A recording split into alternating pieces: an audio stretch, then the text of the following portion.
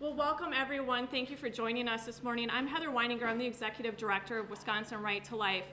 We are here to share our support for AB 305 that would prohibit the sale of fetal tissue parts going forward in the state of Wisconsin. Thank you to Representative Andre Jacques and Representative Clayfish, who are here with us for taking the lead in the Assembly, and Senator Dewey Strobel, who is taking the lead for us in the Senate. We also have with us today Abby Johnson, and you'll be hearing from her in just a few moments. But I want to open it up to Representative Jacques at this time and let him share a few remarks. Sure. Well, thank you, Heather, and of course thank you to everybody who has really helped with this legislation. Certainly my co-author, Representative Clayfish, for having a prompt hearing on this in the Assembly Criminal Justice Committee. Of course, to Senator Strobel for taking the lead in the Senate. This is, I think, very basic legislation instituting a common sense standard for human dignity. I think it's something that's long overdue, and really my involvement with it, and of course I've introduced this legislation the last two sessions that I've been in the legislature, goes back to when I started at the UW-Madison. I was actually in the Medical Scholars Program, and I was aware that this sort of research was being conducted. Of course, you had Dennis Christensen, the longtime Madison abortionist, who was actively involved in transporting dead children onto campus for experimentation. That's certainly been borne out by a variety of records.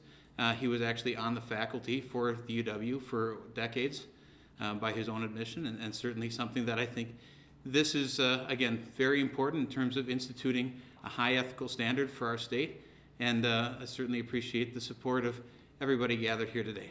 Thank you. Thank you, Representative Jacques. I appreciate your taking the lead and moving this forward. Now I'm going to open it up to Senator Strobel as well. Thank you, Heather, and good morning, everyone. Over the past several weeks, American citizens have become increasingly aware of the abhorrent practices of Planned Parenthood. Their willingness to negotiate for the sale of baby body parts is not acceptable. When the undercover videos first came out in July, I called for an investigation of Planned Parenthood. With millions of federal dollars funding Planned Parenthood, the citizens of this state have the right to understand the practices and the bookkeeping utilized by this organization. Today, we are here to announce our bill to ensure abortion providers stop providing baby body parts for a variety of reasons. The time is now that these aborted children be treated as humans and not specimens. I have long been a defender of life. As a state, as a country, and as a society, we must ensure our unborn are protected. We must give a voice to these voiceless children. Today, we stand with Wisconsin Right to Life and other legislators ready to be that voice. Recent media reports suggest that we are, as authors of the bill, wanting to end certain research in Wisconsin. That is simply not true. As legislators, we have an obligation to ensure research is conducted in an ethical framework. The policy set forth under this bill will simply draw a line by ensuring, going forward, abortion providers do not harvest baby body parts for research. My office has been in communication with the Medical College of Wisconsin, and I understand their concerns. The recent media reports have largely focused on a line of cells developed in 1973. Under the language we are currently developing, those lines of cells and many others will be unaffected by this legislation. Any statement to the contrary is simply not true. And for that matter, science is moving away from fetal cells. It's moving more towards adult cells. So it's really old science is most of what we're dealing with here. As a society, it is bad enough that we allow millions of unborn children's lives to be ended. It is even worse that abortion providers profit off the sale of their body parts. With 9 Senate co-sponsors and another 2 senators signaling their support, and actually more than that now, I'm confident this bill will pass the Senate this fall. While the road to ultimate passage remains to be seen, I'll continue to work with Senate leadership and my caucus to address any further concerns, particularly as it relates to research of existing cell lines. As a father of 8 children, I understand the need to advocate for our next generation, Our next generation is why I came to Madison, to be an elected official here. And today, we're one step closer to protecting that next generation. Thank you. Thank you, Senator Strobel. At Wisconsin Right to Life, we believe in protecting life from the moment of conception until natural death. We were proud to take the lead this last session as well on protecting unborn children who feel pain from being torn apart limb from limb. Now we want to work on protecting those children who are being torn apart limb from limb and being used as a profit motive for those folks here in the state of Wisconsin. Now it's my pleasure to introduce Abby Johnson, who knows firsthand what's taking place at Planned Parenthood. She worked in a Planned Parenthood affiliate down in Texas, and she is here to share with you some of her experiences. Good morning. My name is Abby Johnson. I am a former Planned Parenthood clinic director out of the affiliate in Houston, Texas. I am here to support the bill. I left Planned Parenthood in 2009. My affiliate was directly involved in the procurement and sale of fetal tissue. It's a very profitable business for Planned Parenthood and others who participate in this grisly practice. At my affiliate, we were paid $200 per specimen per baby that we gave to the research labs. And I'm going to go into more of this in my hearing, but the actual cost, the reimbursable cost, the only legal reimbursable cost would be for shipping, transport, and that is usually around $3 to $5 per baby, not $200. This is a very profitable business model for Planned Parenthood. My past affiliate was making somewhere around $1.4 million a year just on the sale of baby body parts. So this is something that's very important to me. I'm not a researcher. I'm not here to talk about research or anything like that. I'm just here to give you my experience at Planned Parenthood and my experience in this practice. Thank you so much. And now I'd like to open it up to anyone who may have questions, whether it's for Abby or for any of the authors of the bill. Could one of the bill authors address what the exemption for research will be? What's that specific language? And will you share it in the committee today? I do have it addressed in my testimony. I forget exactly how specifically I'm referencing it, but it has been communicated to the Medical College of Wisconsin. Basically, it is going to be basically going back to induced abortions that have been performed. Basically, it would only affect the prohibition of the bill would only affect induced abortions that were performed on or after January 1st of 2010, which would by far exempt any of the existing long-standing cell lines that have been referenced, the HEK 293 or others. Is Right to Life in support of that exemption? We are supportive of banning the sale of fetal tissue. Why 2010? Just because we didn't want to allow for gaming the system if it were made the actual effective date. There are issues as far as tissue storage or whatever else, but not to try to create some sort of incentive for there to be additional research or creation of an additional line as a result of the passage of the bill. And in the last 5, is there something about a 5-year window? What is the 5-year? I don't know that I believe that it's been referred to as more than generous in terms of, again, every line that we've been talked about we're talking about the 60s and the 70s. There really has been no, and honestly, those cell lines, I believe, could be replicated today. That's certainly the hallmark of the scientific process, is that you show your work, that you're able to get to the same point. And I think it's very important to remember that this bill does not ban donation of fetal tissue. It certainly is not going to stop any particular type of tissue from being used in experimentation or any particular method of experimentation. So I think certainly, as has been mentioned, the science has really been going away from fetal tissue, but I believe that the creation of additional lines could be accomplished through ethical means if researchers chose to do so, and I think we'll have some further testimony on that today. The bill does not ban the donation of fetal tissue. Oh, no, not at all. Not at all. Through anything other than an induced abortion attempt as long defined in our statutes, which is basically the intentional direct killing of the child. So there has certainly been fetal tissue research that has gone on in our country and still goes on today, where the source of the tissue is from a miscarriage or a stillbirth. There are peer-reviewed studies that are going on today. Many times people have gone away from that simply because they feel that there's a cheaper source of tissue. But I think that it's very important to institute that higher standard. And I've certainly heard from mothers who have miscarried as a result of physical trauma that would have been happy to donate their children's organs, which would certainly still be allowed under this legislation. It does not ban the donation, or it's specific to an induced abortion. So again, it's not referring to any specific method of experimentation or type of tissue. It does not affect embryonic stem cells, which are derived through an entirely different process. And I think the other important thing to remember when we're talking about the existing cell lines is you're not talking about the cells of the child that was actually aborted.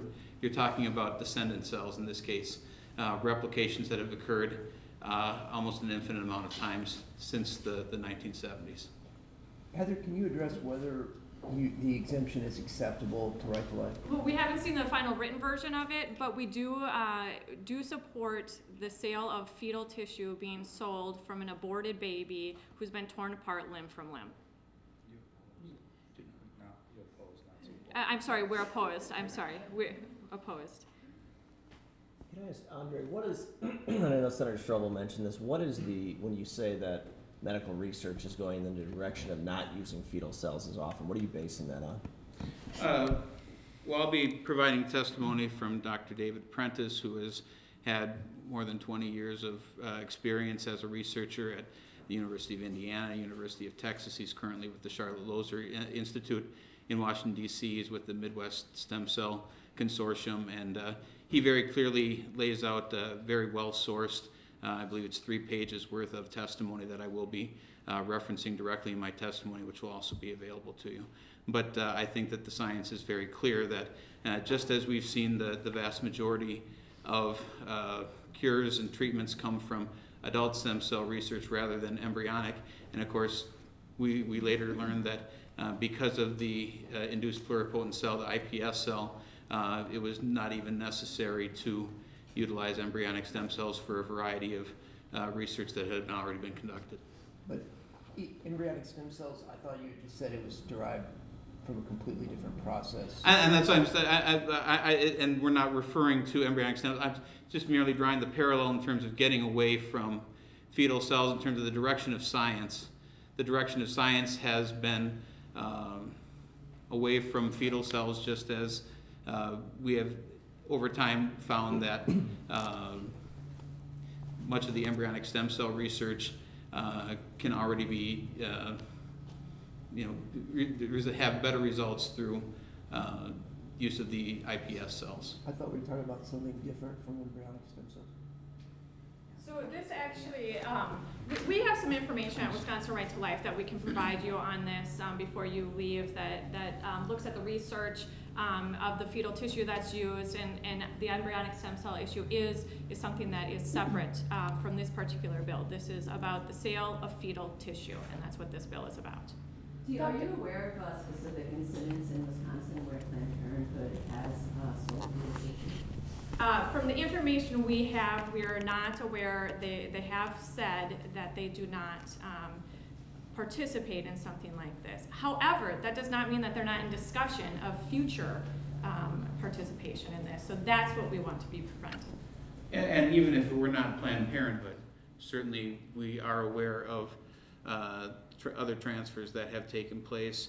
But yes, this would prospectively stop Planned Parenthood from being able to do what they already do in many other states. Other sales have taken place in Wisconsin? Certain, the other sale? You Well, said transfers, is that a sale? I mean, I don't know that that has been actually investigated to this point. I think one of the issues that we have had that's certainly been borne out through the undercover videos, through the Center for Medical Progress, is that what is being used is an amalgamation of fees to arrive at the market price while calling it something other than that, by basically talking about these reimbursed fees, which really are changeable depending on different circumstances that, again, would previously have just been sold as a market price when it was legal to do so.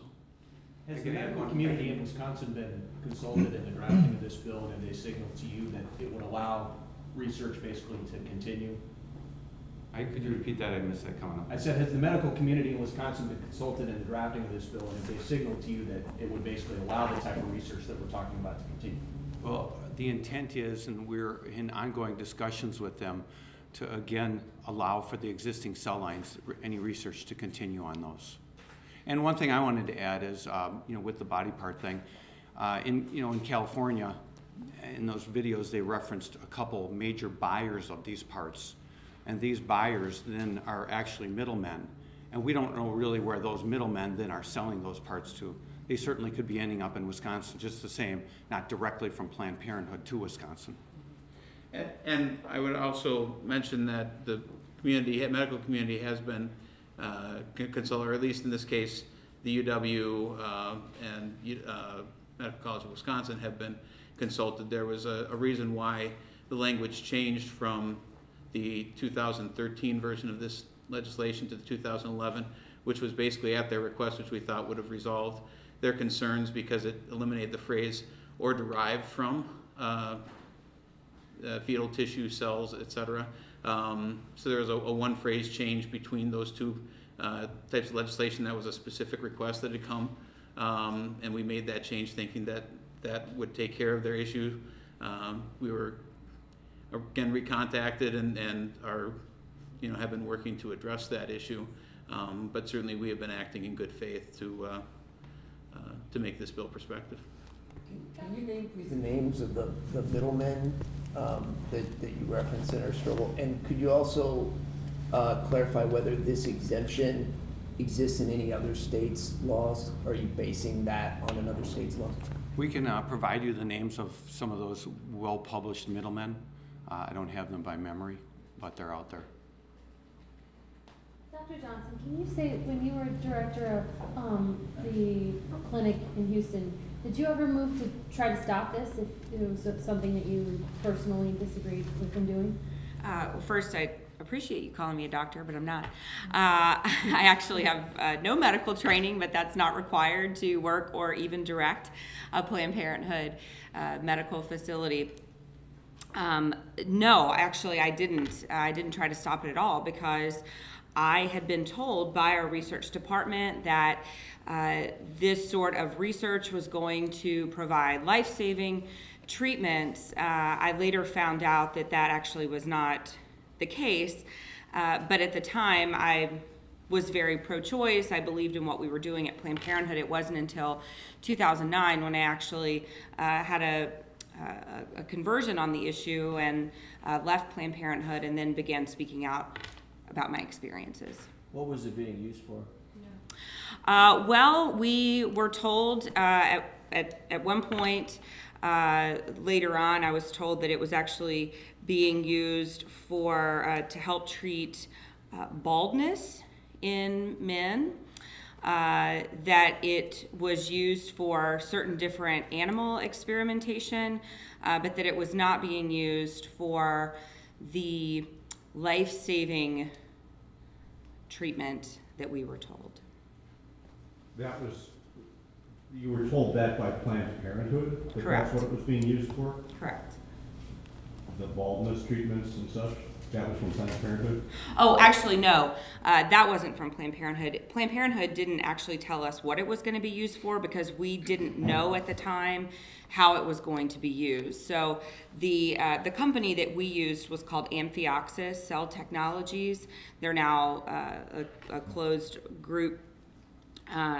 They're out of business, but we were never told, and this is the way that it works at Planned Parenthood affiliates, is that they have a research department, and the research department has a contract with this group, in our case, Amphioxus Cell Technologies, and they just told us we need fetal tissue. They were particularly interested in fetal livers, and they said, you know, this is what we need from you, this is what we'll pay you, and that was kind of it.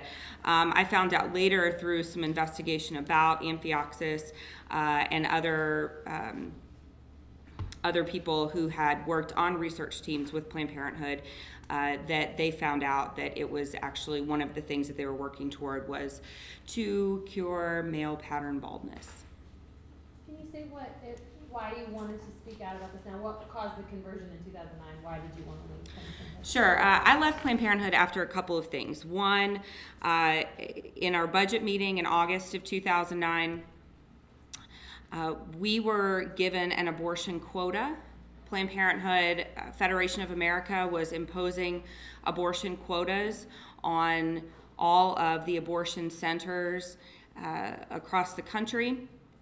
And that was concerning for me because I believed that at Planned Parenthood we were there to help reduce the number of abortions. That's certainly what I had told the media for 8 years when I worked at Planned Parenthood. So to be given this abortion quota now went against what I thought we were there to do. And so that was certainly concerning for me. But ultimately I left in October of 2009 after witnessing a live ultrasound-guided abortion procedure where I watched a 13-week-old child fight and struggle for his life during that abortion procedure only to lose its life. And I knew then that I had been lied to by Planned Parenthood. I knew then that the unborn were human beings, that they were alive, and that they deserved dignity and respect. And so I left. I had actually just been awarded Planned Parenthood's Employee of the Year, so they were very shocked to see me go. But this was an issue not of me being a disgruntled employee, but simply having a heart change on the issue. When I left, Planned Parenthood took me to court to try to get a permanent gag order against me so that I would not be able to speak out about the practices that I saw inside of Planned Parenthood. They obviously failed, since I'm here with you today. And when they actually took me to court, they sent out a press release to the Associated Press, letting them know that they had sued me. And that was actually when the media got involved in my story, and that was when I started speaking out. So do you think, as someone who worked there, that the Planned Parenthood organization can change these practices, or are laws like this necessary? Oh, Planned Parenthood is a profit driven organization. So no, they're not going to change it on their own. Laws like this are absolutely necessary in order to regulate their practices. We have time for one more question. So this bill, since it doesn't ban donation of all fetal tissue, just aborted tissue, why draw that line? Why not ban donations from miscarriages or other instances like that? Sure. Well, I think that goes to the heart of medical ethics, and when you're talking about the Nuremberg Code that was instituted, which talks about both one, that voluntary consent is critical, and two, that the experiments that are done should be, basically you cannot do it by any other means. If it's involving human subjects, that would be less intrusive. So in this case, you have the case of parents who unfortunately experience a very traumatic loss. They want to, in having the best wishes for their son or daughter, seeking to further scientific knowledge, they would have that opportunity, as opposed to in the case of an induced abortion where it is causing the death of the child, there's really nobody who can provide valid consent in that situation. Thank you for coming, and Chelsea and I will have some information on those studies for you as well.